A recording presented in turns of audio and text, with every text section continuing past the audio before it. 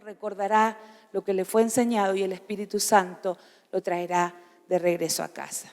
Por eso la instrucción nuestra, no solo las primeras armas para poder relacionarse en su sociabilización secundaria, fuera, cuando vaya por primera vez al jardín de 4 años, de 5 o a la escuela primaria, sino la básica, la de poder relacionarse, la del amor, ¿sí? Y estar allí nosotros haciendo la parte que nos compete. La tercera cosa importante es la corrección. Nosotros debemos fijar las reglas, los límites, debemos corregir con amor y brindarles oportunidades a nuestros hijos para adquirir todo tipo de habilidades físicas, mentales y espirituales que le permitan desarrollarse en la sociedad en que vivimos. Estamos formando los futuros hombres y mujeres. Si nosotros entendiéramos, si los padres entendiéramos esta responsabilidad, las generaciones que vienen serían distintas. Ayer decíamos algo gracioso en cuanto a esto. Yo les dije que, no sé si ustedes han visto en Face esa fotografía que muestra las chanclas, los cintos con los que se sostienen los pantalones, algunas varillitas, y decía, ¿qué psicóloga te atendió cuando eras chico? Porque nosotros venimos de otra generación. Y yo les contaba cómo mi mamá había sido mi primera psicóloga, con una chancla de toalla, ¿sí? Enseñándome que podía vencer los obstáculos. Nosotros tenemos la responsabilidad de que hoy tenemos muchos chicos violentos afuera, muchos chicos que tienen baja tolerancia a la frustración, porque los criamos dándoles todo. Y nosotros tenemos que ser sabios, que algunas veces vamos a tener que decir que no. Algunas veces vamos a tener que poner límites. Algunas veces no vamos a ser simpáticos. Así que eso lo tiene que incorporar. Dígale al que tiene al lado, no siempre puedo ser simpático. No siempre puedo ser simpático. La cuarta cosa que tenemos en cuanto a los roles o a nuestras funciones como papás en la familia es un buen ejemplo. Crearles un clima de afecto y apoyo y hacer todo el bien posible en su presencia. Aprovechar responsablemente los bienes, ¿sí?, que los padres aportan. Nosotros tenemos que ser un buen ejemplo de administración en todos los ámbitos. Siempre digo que ayer lo contaba con mi nieto, me toca a mí no soltar mi generación. No es mi responsabilidad educar a mi nieto, pero yo no puedo soltarlo. Entonces, mientras yo pueda darle ejemplos vívidos de una relación personal con el Señor, ¿sí? Aún cuando les contaba, ¿se acuerdan? Que les contaba de que estaba en un tiempo de ayuno y le estaba dando el almuerzo a él, entonces me puse a orar y me olvidé que no estaba ayunando conmigo. Entonces empezamos a orar y yo me extendí mucho en la oración y él tenía hambre, tiene 5 años. Y me dijo, abuela, por favor, decí amén. Porque yo había empezado a pensar hasta en los niños que padecían hambre en el África y él ya quería comer. ¿Está entendiendo? Pero eso es un ejemplo. Él sabe que su abuela ora al Señor, que tiene fe. Sabe, inclusive cuando alguno de nosotros está enfermo, él dice, ¿querés que ore, abuela? Y él ora. Y pone su manito sobre mi cabeza y ora para que Dios me sane. Eso es el ejemplo. Nosotros tenemos que capitalizar el tiempo que nuestros hijos están en nuestro hogar o nuestros nietos para poder transmitirles nuestra fe. No tengo que recordarles porque muchos ya quizás tenemos nietos de los que estamos acá, pero para los papás que están empezando, la tarea de la paternidad, de ser papá o mamá, no tiene horario, ni tiene días feriados, ni tiene años sabáticos. Allí estamos y estaremos hasta que partamos a la presencia del Señor nosotros y ellos sigan, continúen. Vamos a estar ahí, porque siempre se va a levantar un teléfono para buscarnos, siempre se va a mandar un WhatsApp pidiendo ayuda o socorro, o me podés cuidar los chicos porque tengo que hacer algo, o me podés ir a buscar, o podés estar, necesitamos que nos ayudes. Eso es lo que tenemos que estar teniendo en cuenta. Ahora, como todas las necesidades, ayer hablábamos del ciclo vital, nadie se queda niño, todos crecen. Nuestros hijos hoy tienen 1 mes, pero pasan 12 meses y van a tener 1 año y van a pasar, y uno dice qué rápido que crecen. Y cada día y cada mes es una demanda en atención para ellos. Las necesidades van cambiando. Por lo tanto, nosotros tenemos que tener en cuenta cómo va a ser nuestro trato hacia ellos mientras los estamos criando. Lo que vamos a necesitar para criarlos. Vamos a la siguiente. Ahí está. Lo que vamos a necesitar son 3 cosas que yo veo como importantes. Una enorme flexibilidad, ¿sí? Y esto tenemos que hacer recordando de que nosotros fuimos niños alguna vez, que también necesitamos tiempo para aprender y que había cosas que nos gustaba hacer, que nos costaban menos y otras que nos costaban más, y había cosas que queríamos hacer y había cosas que no. Mientras yo repasaba este taller, me acordaba que cuando yo tenía más o menos unos 4 años, no me gustaba comer nada más que pescado. Entonces, para que comiera otras cosas, me prometían comprar, o sea, si me compran unas zapatillas nuevas, yo voy a comer verdura. Entonces, ¿qué hacían? Mis tíos me compraban zapatillas. ¿Qué pasaba? ¿Usted cree que yo comía vegetales? E iba acopiando cosas. Durante un tiempo tuve mala alimentación, porque parecía que como era mi primer hermano es varón, yo soy la segunda, esperaban una niña como para formar la parejita, entonces todos los gustos se daban. Y eso fue nocivo, porque una cosa es flexibilidad y otra es ser permisivos.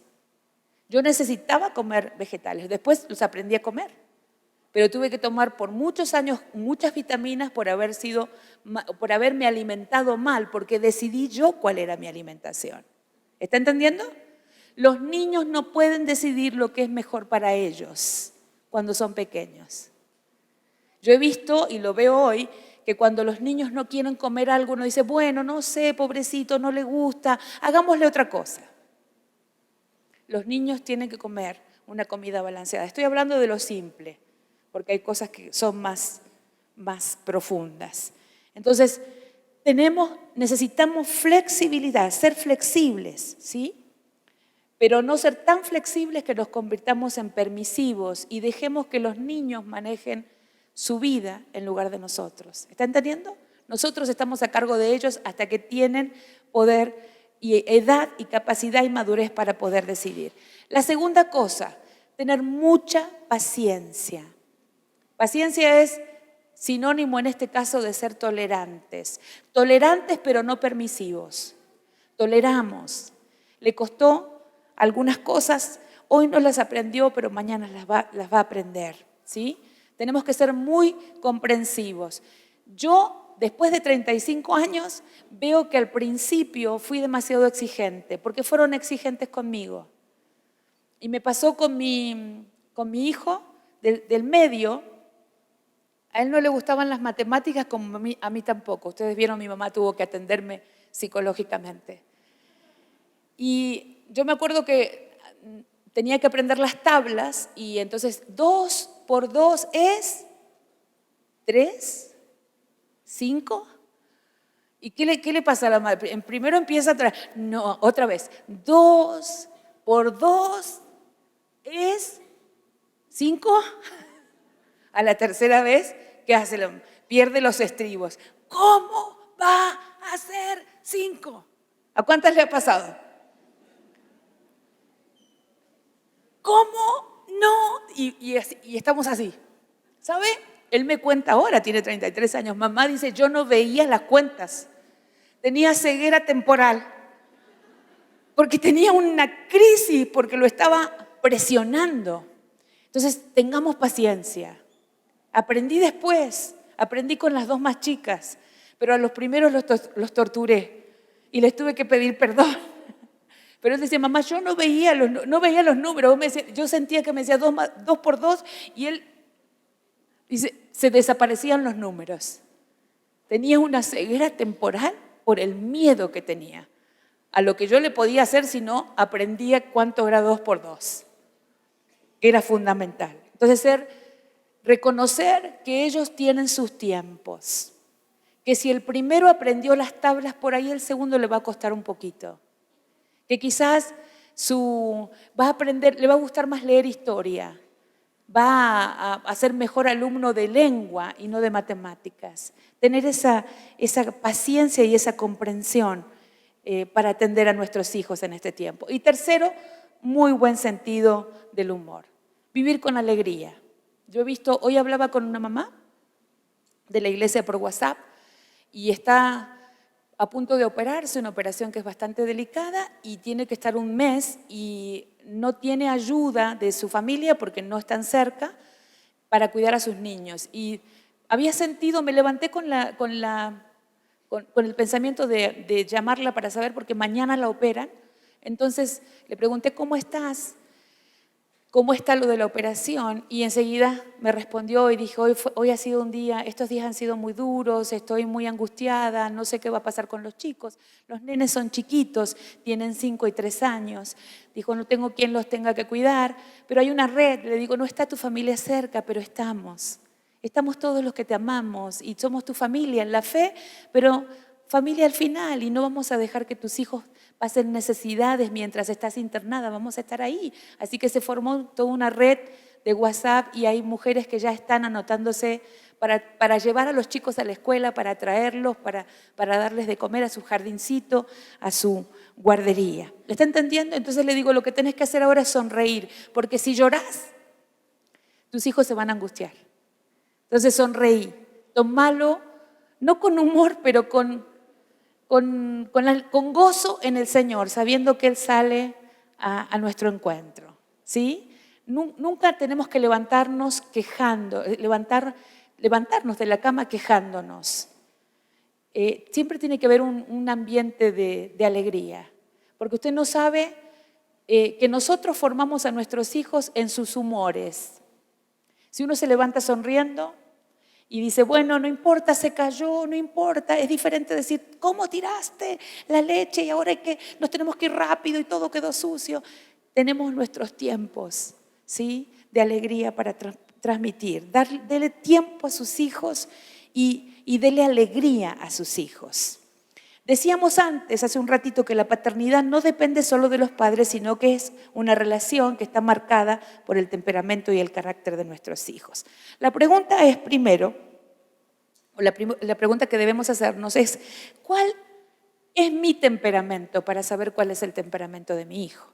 Aquí le voy a dar 2 libros que son antiquísimos, quizás los conoce, que son La mujer sujeta al espíritu, de la esposa de Tim LaHaye, ¿sí?, de Beverly LaHaye. LaHaye se escribe, La mujer sujeta al espíritu, que habla de los temperamentos en relación a la mujer.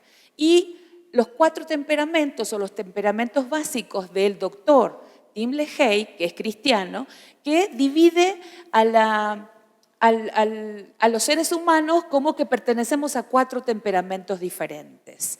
Y los que menciona son el sanguíneo, no sé si alguno lo ha escuchado alguna vez, el sanguíneo, que es el extrovertido, el divertido, el que tiene muchos amigos, que es un poco desordenado, tiene sus debilidades, pero es el que uno nota en un lugar, cuando uno entra y dice, hola, ¿qué tal?, enseguida resalta.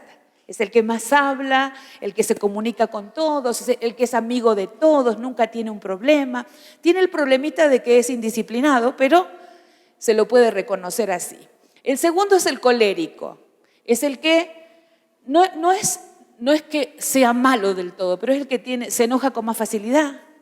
Es el que tolera un poquito menos las cosas que las que tolera el sanguíneo. Es un buen líder, ¿sí? Es un buen líder. Y tiene sus debilidades. Es muy frío, ¿sí?, es poco emocional. Vaya reconociendo. Puede ser que sea usted, esposa, mamá o el papá. El melancólico es el estratega, el analítico, no digo que usa siempre anteojos, pero es el que piensa todo, el que tiene todo más o menos calculado.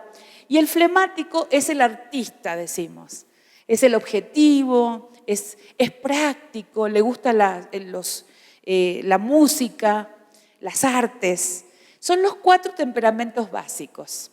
Si tuviéramos que decidir Después, esto lo van a tener, no se preocupen, esto vamos a dejárselo al pastor para que ustedes lo tengan y lo van a poder mirar. Y si quieren leer un libro muy interesante, como el del pastor Tim LaHaye, da aún cómo el Espíritu Santo puede trabajar en nuestras debilidades como padres, como esposos, como líderes, como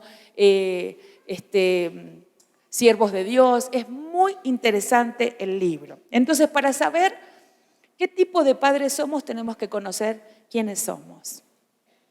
Yo me reconozco, yo soy sanguínea y tengo una combinación con colérica. Es decir, yo me sonrío, pero cuando me enojo, me enojo. ¿Sí? Cuando me enojo, me enojo. Y el pastor Omar, él es colérico, ¿sí? Lo van ahí. Colérico es líder, tiene casi todas las buenas cosas del colérico. Poco de sanguíneo, es más flemático. Por eso escribe. Ustedes no lo estudien. Por ahí está el pastor Omar, lo estoy analizando. Ahí me está haciendo, te estoy analizando, amor, perdón, pero tenía que dar un ejemplo para que los hermanos puedan ver. Vieron que él tiene humor, pero él es el que me levanta todos los días y me dice, esto vamos a hacer. Y puede ser que yo me distraiga en alguna meta, pero él al final del día nos ha hecho que caminemos hacia todas las metas. ¿Está entendiendo? No quiere decir que los demás sean malos. Les estoy definiendo lo que somos nosotros. Ustedes van a ver a la pastora Cristina siempre sonriente, pero no me quiere ver enojada. No me quiere ver enojada. Mis hijos se ríen y dicen, no, mamá, no, mejor la mantenemos tranquila. Porque soy media perseguidora. No es que me enojo y grito, sino que es como que voy dando sermones. Y mis sermones son como los sermones del monte. Así discipliné a mis hijas. Mis hijas hasta hoy se ríen. Una tiene 28 y la otra tiene 25. Y se ríen, pero tiradas en el piso de cuando se cuentan ellas, cuando yo las retaba. Mi reto era un sermón. Decía, ¿ustedes piensan que a Dios le agrada? Y le decía todo lo que me parecía que no, le ponía los puntos bíblicos todos y ya me parecía que había terminado, pero cuando llegaba otra vez a la cocina, me acordaba que me faltaba un punto del mensaje. ¿Y saben qué? Ellas dicen que cuando escuchaban mis pasitos por el pasillo que me llevaba hasta la habitación de ellas, decía, ahí viene de vuelta. Ahí viene de vuelta, seguro que se olvidó algo. Eso fue toda su infancia y su adolescencia, así que ya lo tienen incorporado. Ahora, por ejemplo, tenemos la que tiene 28 años, que está casada, tiene un carácter totalmente diferente a la menor. La menor es más flemática, pero la otra es más sanguínea, colérica. Entonces, mi manera de disciplinarla fue diferente. A la primera yo no puedo zamarrearla si la quiero zamarrear, pero a la segunda la tengo que zamarrear a veces. Cuando yo digo que se me tilda, la tengo que hacer, no, y le doy las instrucciones y ella enseguida retoma. La otra tengo que esperar. Cuando se sienta y me dice, mamá, ahora hablemos, ahí tenemos que hablar. Entonces necesité tener los tiempos, conocer los temperamentos de mis hijos para poder educarlos, para que pudiéramos seguir su crecimiento. Bueno, la segunda diapositiva o placa es la tipos de padres. Bien, Virginia Satir. Ayer hablamos de Virginia Satir. Virginia Satir, creo que no equivocarme, era mexicana, pero trabajó en la escuela de Palo Alto, en Estados Unidos, en California. Trabajó mucho con el modelo sistémico de la familia y lo que ella desarrolló mucho fue el tema de la comunicación. ¿Sí? Ella centró mucho su trabajo en la comunicación. Ella habló de familias saludables porque tenían buena comunicación. Entonces ella describió o nombró 3 tipos de padres que podemos encontrar según los temperamentos o la forma que ellos actúan. El primer padre era el padre jefe, el padre autoritario, el padre que castiga y forma a los hijos sumisos, ¿verdad? Tienen que hacer lo que aquí se dice. Finalmente, los hijos que está formando, decía Virginia Satir, son hijos tiranos, que después en su rol de padres van a ser intolerantes y además inseguros de sí mismos, porque no les permiten tomar decisiones o hacer cosas, sino que se habla, se dice, hace lo que el papá dice. Su norma, ¿sí? la norma del padre jefe es la descalificación. Escuche bien, descalificar. Ha escuchado, quizás nosotros cuando pasamos por Peniel recordamos algunas frases que recibimos cuando éramos niños. Nunca vas a aprender. Sos un burro. ¿Cuántos saben de lo que estoy hablando? Sos un torpe. ¿Qué se puede esperar de vos? El padre jefe, y sin saberlo, porque nuestros padres por ahí no tuvieron la instrucción que nosotros tenemos ahora, la revelación que tenemos ahora, cómo nosotros tratamos a nuestros hijos. Pero traemos una matriz, un molde de aprendizaje de cómo nos trataron a nosotros. Y muchas veces transmitimos eso o lo pasamos a la siguiente generación sin pulirlo. Pero yo les puedo asegurar que el Espíritu Santo pule las matrices de aprendizaje de nuestras casas paternas. Él pule y saca lo mejor de nosotros. Por eso hay esperanza. No hay situación conflictiva, no hay familia que esté disfuncional, que no pueda ser recuperada en Cristo. No hay nada que podamos decir esto se terminó, así vamos a terminar, esto nunca va a cambiar, no existe en el reino de Dios. ¿Cuántos dicen amén? Entonces, si usted se descubre como madre o papá jefe autoritario y diga, wow, se me pasó la mano, hoy es el día para empezar a reflexionar y ponerlo delante del Señor. No significa que no vamos a poner límites, sino que vamos a cambiar nuestra forma de aplicar nuestra autoridad en la familia. La segunda cosa, la segunda clasificación que hizo Virginia Satir, el padre camarada. El padre amigo, diría yo. Los papás no podemos ser amigos. Podemos desarrollar o construir relaciones de profunda confianza con nuestros hijos, para que nuestros hijos puedan venir a contarnos lo que nos pasa. Ese espacio en el cual pueda sentarse sin temor a ser criticado o enjuiciado o castigado, sino simplemente ese espacio en donde pueda abrirnos su corazón para que nosotros podamos con sabiduría saber cómo aconsejarle como respuesta a lo que está necesitando. ¿Sí? Es el que tolera, el que disculpa, el que es amigo, el que tapa, ¿sí? El que deja pasar las faltas sin llamar la atención. Y cuando decimos llamar la atención no significa gritar, significa reorientar lo que está haciendo para que vaya por lugar seguro. La tercera clasificación que dio, que es el padre guía, que sería el ideal, el que queremos ser todos, el padre amable, la madre amable, firme, pero comprensivo, que dirige buscando lo mejor para su hijo. Es tan difícil la crianza. Levanten la mano a los que le fue fácil criar a sus hijos, porque al final le vamos a pedir que ore por nosotros.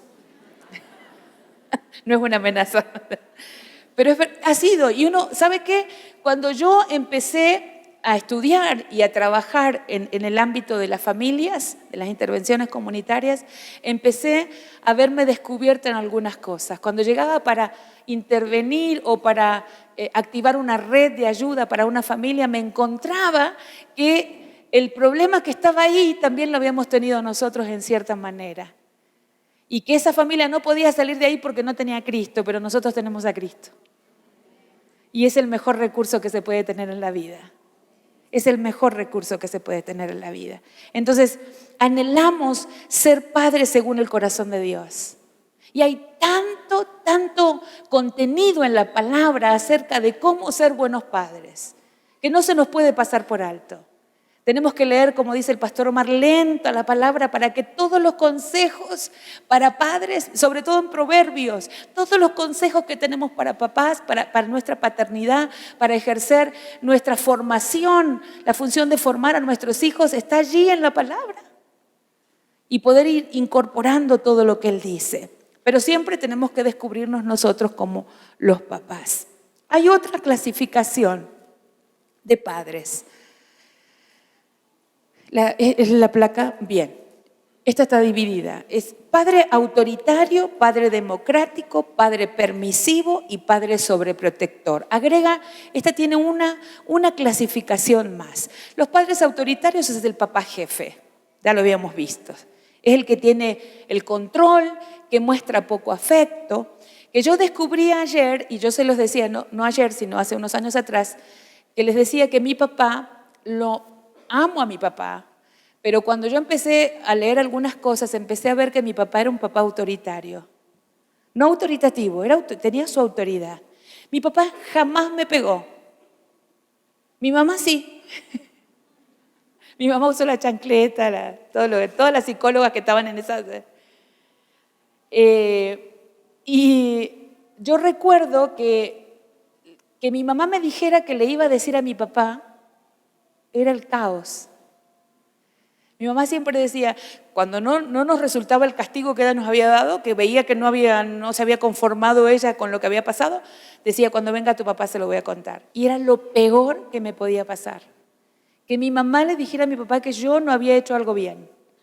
Porque les dije que me intenté toda mi vida de poder que se sintiera mi papá bien, que se sintiera orgulloso de mí. Tratar de que él fuera feliz con las cosas que yo hacía, y mi mamá también, por supuesto. Lo que pasa es que estábamos más tiempo con mamá en la casa que con mi papá. Mi papá era un papá proveedor, pero era un papá que no estaba presente todo el tiempo porque trabajaba mucho para darnos todo lo que necesitábamos. Y la concepción del amor que ellos traían era que tuviéramos todo sin que nos faltara nada. Y eso hizo que muchas veces no estuviera en casa. ¿Está entendiendo? Entonces, eso fue muy fuerte. Entonces, yo lo veo así, y mi papá, yo les dije, cuando me sacaba un 8, me decía que me podía haber sacado un 10. Porque él tenía las expectativas muy altas sobre nosotros. Porque como nos estaba dando todo, no teníamos lugar para fallar. Y cuando me sacaba un 10, en lugar de decir, qué bueno que te sacaste un 10, decía, era lo que tenía que hacer. Era mi función. ¿A cuántos le pasó lo mismo? Que parece que nunca llenaba, pero después de muchos años, yo le dije, yo también pasé por un Peniel en el año 92. En Brasil, en un retiro de pastores, y me acuerdo que fue la primera vez que nosotros escuchamos hablar de sanidad interior y de Peniel, y allí yo pude sanar cosas que pasaron durante mi infancia, y pude sanar cosas en mí como mamá con respecto a mis hijos. Por eso yo les digo que siempre hay oportunidad de que Dios pueda hacer un cambio en tu vida de lo que estás pasando ahora como papá o como mamá, ¿sí? El padre democrático es el papá que decíamos guía, el padre permisivo es el padre amigo y el padre sobreprotector. Y con esto tengamos cuidado, porque los padres sobreprotectores son los que hacen todo por sus hijos, ¿sí? No dejan que sus hijos hagan nada, le hacen todo. Le hacen las tareas, cuando le dificultan, no ven y yo te la voy a hacer. Tienen un proyecto en la escuela y tenían que hacer algo, y antes de que lo haga mal y lo califiquen bajo, los padres se ponen a hacer el proyecto. Y lleva un proyecto excelente. La maestra se da cuenta que el padre hizo, que los padres estuvieron trabajando en ese proyecto. Pero no dejamos que nuestros hijos desarrollen sus capacidades, ¿sí?, para enfrentarse a las cosas que vienen. Le damos todo servido, y el día de mañana, cuando tengan que valerse por sí mismos, no sabrán cómo hacerlo. Y caerán en pozos de depresión, en pozos de frustración y a veces hasta en violencia. Eso es lo que pasa cuando sobreprotegemos a nuestros hijos. Hasta ahí llegamos, hasta ahí vamos bien, ¿verdad? Recuerden que pueden anotar sus preguntas. Vamos a ver. La función o la parte que menos nos gusta a todos es tener que disciplinar. Porque para nosotros, disciplinar y castigar era lo mismo. Pero no es lo mismo disciplinar que castigar, ¿sí? Hay una diferencia entre lo que es disciplina y lo que es castigo. Vamos a leer la definición. Disciplina es la regla o norma que utilizan los padres para hacer desde su responsabilidad, en su función de enseñar y de los hijos en su obligación de aprender, que los hijos adquieran los aprendizajes básicos para construirse como personas. Esta regla, o sea, la disciplina debe ser utilizada con decisión y firmeza, pero no violencia. Atención. Con seriedad, con consistencia y con respeto y valoración hacia el niño. Imagínense, cuando uno siente que es irrespetado y tiene que disciplinar con respeto al otro. Pero para que sea disciplina efectiva, nosotros tenemos que respetar y valorar a nuestros hijos. Y tiene que ser con firmeza, pero no con violencia. En cambio, si cambian la placa, castigo es diferente a disciplina, porque castigo es la pena que se impone a quien ha cometido una falta. ¿Sí?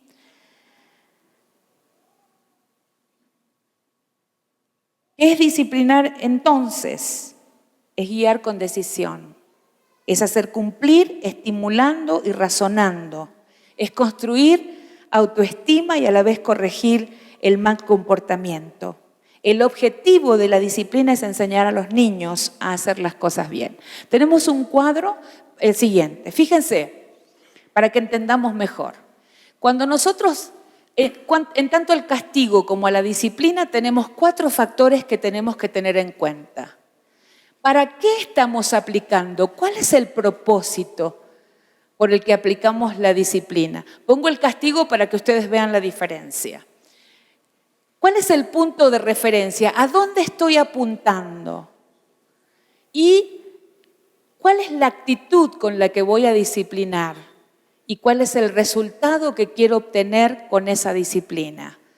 Veamos el primero, el propósito. En el castigo, cuando castigamos, es lo que queremos hacer. El propósito de eso es hacer pagar el mal que hicieron. Es punitorio. Y en la disciplina es corregir para crecer. Es corregir la actitud no deseada. El punto de referencia en el castigo son las acciones del pasado.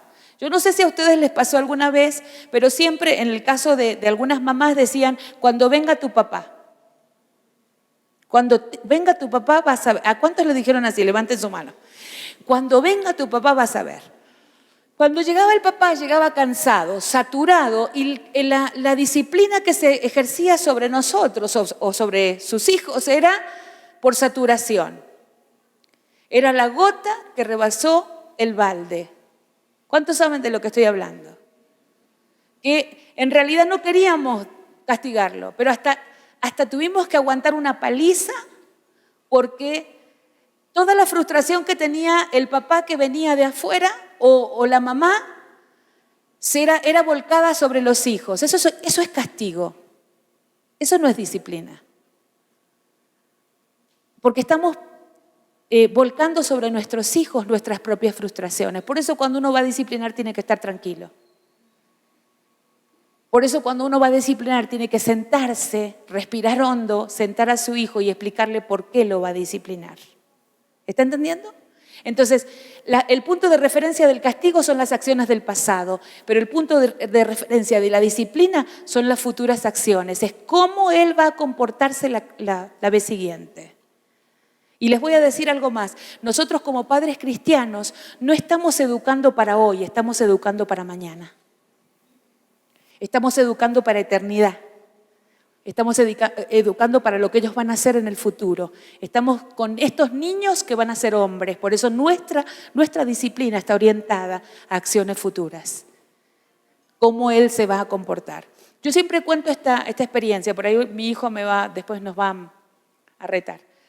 Nuestro segundo hijo, nuestros 2 hijos menores eran chiquitos. Nosotros estábamos en el seminario en Buenos Aires y tenían 5 y 3 años. Y habían ido a un kiosco y no había dinero para comprar algunas cosas que querían. Entonces fueron a comprar un kiosco en lugar para comprar caramelos, iban a comprar un yogur. Entonces si compraban yogur no se podían comprar chupetines porque en ese tiempo era una crisis muy grande en la Argentina y éramos seminaristas, no teníamos tanto dinero. Entonces el pastor Omar fue con los 2 niños al negocio de la esquina y les dio a elegir o yogur o chupetín. Y los dos querían yogur y querían chupetines. Entonces dijo, lo más saludable es yogures. Así que les compró un yogur a cada uno, pero no había para chupetines. En realidad no alcanzaba. Entonces trajo. El más chiquitito, antes de irse, sacó un chupetín de la góndola y se lo iba llevando. Cuando el pastor Omar dio la vuelta y estaba, porque quedaba en la esquina de casa, estaba yendo casi como a la mitad de la cuadra, vio que tenía un chupetín y le preguntó de dónde lo había sacado. Él le dijo de ahí. Tenía 3 años. El pastor Omar volvió con él e hizo que le devolviera el chupetín. Diga, qué malo el pastor. ¿Sabe qué estaba haciendo? Estaba educando para el futuro. Yo les puedo asegurar que nuestros hijos, porque yo soy, no sé si porque yo sé que tengo cuántas monedas tengo en ese lugar, pero jamás faltó una moneda de ningún lado de donde estaba. Porque lo que hizo ese varón fue enseñarle a un niño pequeño de 3 años que no podía tomar algo que no era de él, porque si lo tomaba y no lo pagaba era robo. ¿Está entendiendo? Y estaba educando, estaba disciplinando sin darse cuenta. Porque en ese tiempo no sabíamos la diferencia entre castigo y disciplina. Recién estábamos empezando a ser padres. Y él estaba educando para futuro. Para lo que este niño de 33 años es el día de hoy, como hombre. ¿Lo está entendiendo?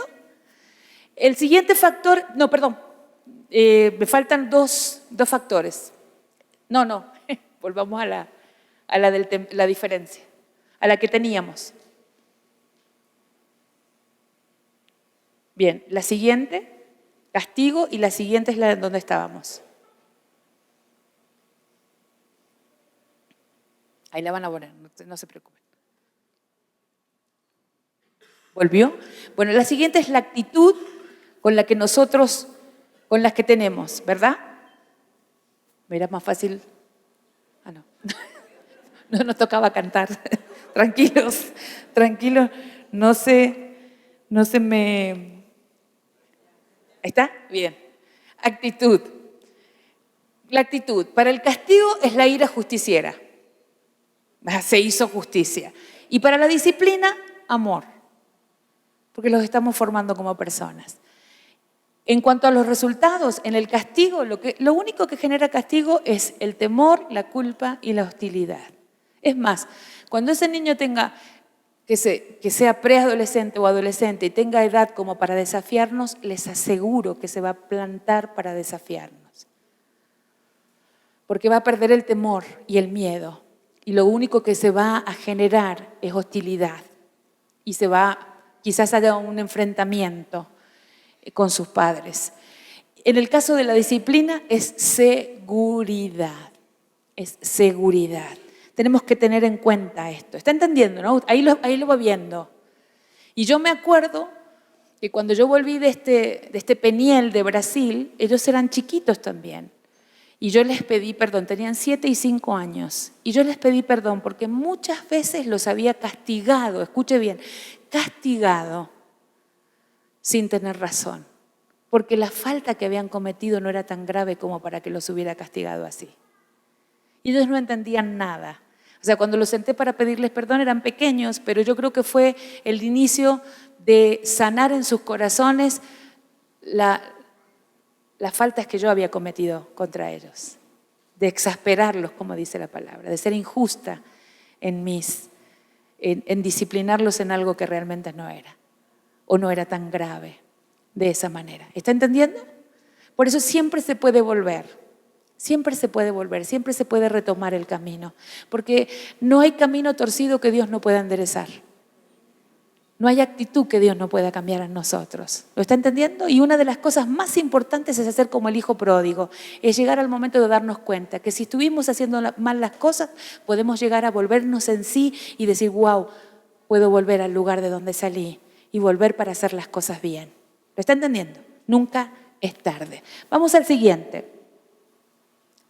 Errores que cometemos los padres. 10 errores que cometemos los padres. El primero, permitirles todo. El niño no conoce lo que es bueno o malo, ¿sí? No sabe si puede rayar las paredes, aunque las raya. ¿Cuántos han pintado y al día siguiente tenían todas dibujadas las paredes? Acá descubrí en Soriano, que está abajo del hotel donde estamos hospedados, unos marcadores que se pueden lavar. Entonces dije, se los voy a comprar a mi nieto porque a mi nieto le gusta escribir las puertas. En casa me escribió 2 puertas y después le enseñamos que no, entonces yo le dije que la abuela le iba a poner un papel, afiche, para que él pudiera escribir y se llevaba el papel a su casa, pero que no podía escribir las puertas, que eso no estaba bien, ¿verdad? Pero hay gente que dice, total. La primera reacción de mi hijo fue cuando hizo un hombrecito, mi nieto, un hombrecito bien específico, así con cabecita grande, y se rieron todos, y yo estaba re enojada. Y dije, no, porque todos les reímos y les festejamos, y es mi pared la que queda sucia. Si te parece bien y divertido que te escriba las paredes, que te las escriba vos en tu casa. ¿Verdad? Digo, lógico, eso es así. Así que pusimos las normas y por lo menos las paredes de la casa de la abuela no se escriben, ni las puertas tampoco. ¿Está entendiendo? Dice, ay, pero es un niño, póngale un papel afiche. Él tiene que saber que hay un cuaderno para poder escribir y no son los muebles. Les contaba el día de ayer la experiencia que tuve dando conserjería a una mamá que tenía problemas con su hijo mayor, pero que había venido con el hijo más chico. ¿Cuántos estuvieron ayer? Levantan la mano. Bueno, les cuento para que ustedes vean. Eso es un tema de que ese niño no sabía lo que estaba bien y estaba mal. Estábamos hablando, claro, al principio el nene se movía y estaba haciendo algún desorden ahí, pero como hay unos juguetes en la oficina para que los niños que vienen con sus mamás, y sobre todo los que son quizás inconversos, vengan y puedan jugar mientras charlamos. Y estábamos hablando y de repente la madre estaba incómoda porque él hacía ruido, pero digo, no se preocupe, déjelo, va a seguir jugando. Déjelo que va a jugar ahí. Pero el niño empezó a tomar carrera y usaba el escritorio de deslizador. O sea, tomaba carrera, venía y caía al piso que está alfombrado. Y otra vez, y volvía a tomar carrera, y nosotros conversábamos y de repente él pasaba deslizándose. Como a la tercera vez, ella no le dijo nada, pero yo lo paré. Yo lo estaba mirando así de reojito y dije, ahora viene y lo voy a parar. Entonces cuando se fue a tirar dije, ¡no! Y le dije, no se puede, se tiene que quedar ahí. La madre se asustó tanto como el niño. Pero el niño no molestó más. Porque en ningún momento ella le dijo que eso estaba mal. Se lo tuve que decir yo. Por eso los errores que cometemos los padres es permitirle a nuestros hijos todo. ¿Sí? La segunda cosa es ceder después que negociamos. Le dijimos a veces decimos 3 meses sin ver televisión. Que no sea tan larga la disciplina. Pero 1 semana sin ver televisión. Y el segundo día dije, listo, ya se portó bien, déjalo ver televisión. ¿Cuántos saben? Déjalo ir. Autoritarismo. Intentar que haga lo que decimos anulando su personalidad. Ya dijimos lo del padre jefe. Cuarto, falta de coherencia. Nuestras reacciones deben ser siempre de una misma línea, ¿sí? En los hechos. Si hoy está mal rayar la pared, mañana también lo va a estar y pasado también y dentro de 10 años también. Ser coherentes con lo que decimos. No que hoy está mal esto y mañana va a estar bien. Quinto, gritar y perder los estribos. ¿Cuántos saben de lo que estoy hablando? El niño se acostumbra a los gritos y nos mutea, ¿sabe? Nos ponen en mute y nos ve gritar y nos mira y no nos escucha. Así que no sirve eso de gritar. Sexto, no cumplir las promesas ni las amenazas de disciplina que les hacemos, porque promesa o amenaza no cumplida nos va quitando autoridad. Un día sin salir, un día o no sale más hasta que no aprenda esto, tiene que mantenerse. 7, no negociar. Esto hace que se rompan las relaciones. No tenemos que negociar. Él no puede decir, sí, dale. ¿Cuántos han recibido a sus hijos? Sí, un poquito, no importa, salgo un poquito. En eso va. No negociar. Otro de los errores que cometemos es no escuchar a nuestros hijos cuando están tratando de decirnos algo. Debemos saber qué dicen nuestros hijos, qué piensan. Yo me acuerdo que cuando mis hijos eran chicos, hablaban entre dientes, ¿sí? Y uno les está diciendo algo y uno se volvía y decía, ¿qué dijiste? No, nada. Sí, dijo algo. Dijo algo. Entonces, escuchemos lo que dicen y lo que piensan, ¿sí? 9, exigir éxitos inmediatos. Debemos tener paciencia para sus logros. Las cosas no se logran de un día para otro. Y el 10º que podemos hacer es querer ser amigos de nuestros hijos. No podemos ser amigos de nuestros hijos. Entramos en el break. Así que todo